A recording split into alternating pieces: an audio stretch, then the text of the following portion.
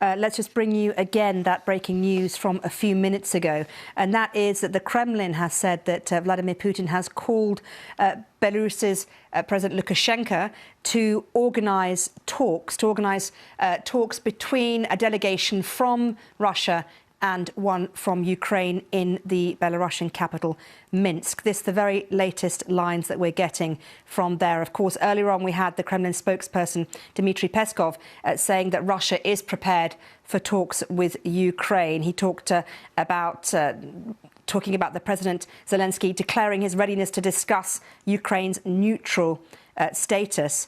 We have, of course, been watching out for anything from Vladimir Putin, and well, he demanded that the Ukrainian army depose the government during a televised address to members of the Russian Permanent Security Council. He called them drug-addled neo-Nazis. Let's take a listen. It is quite clear that all this is happening on the recommendations of foreign consultants, first and foremost American consultants. Once again, I appeal to the Ukrainian armed forces. Do not allow the neo-Nazis and Benderites to use your children, your wives and old people as human shields. Take power into your own hands. Like that, it will be easier for us to come to an agreement than with that gang of druggies and neo-Nazis who have seized Kiev and who are taking the entire Ukrainian people hostage.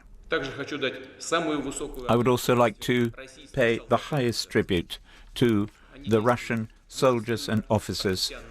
They are acting courageously, professionally and heroically in fulfilling their military duty, successfully carrying out the very important mission of ensuring the security of our people and country. Well, let's bring you some more lines that we are getting, this time from US defense officials who are feeding information. And they are saying that the US has so far observed more than 200 total missile launches so far from Russia. That's according to a US defense official.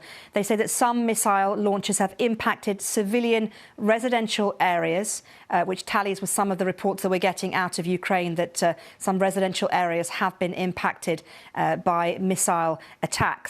They also go on to say that the Russians seem in general to have lost momentum and the advance towards Kiev is going slower than Russia anticipated. Again, that tallies with what we have been hearing coming out of the area, that the Russians have in general lost a little bit of momentum in their attack of Ukraine and the way they've moved forward. Well, Russia's invasion of Ukraine is, of course, having a direct impact on the world of sport. In fact, in motor racing, Formula One has cancelled this year's Grand Prix in Russia, saying it's impossible to hold the race under current circumstances. And in football, the Champions League final has been switched from St. Petersburg to Paris.